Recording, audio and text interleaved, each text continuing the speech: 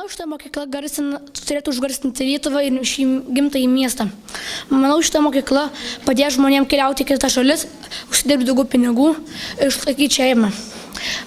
Geresnės aplinkybės savo susikurti, žengti didelį žingsnį Lietuvos istorijoje į priekį, padėti tikrus talentus atrasti.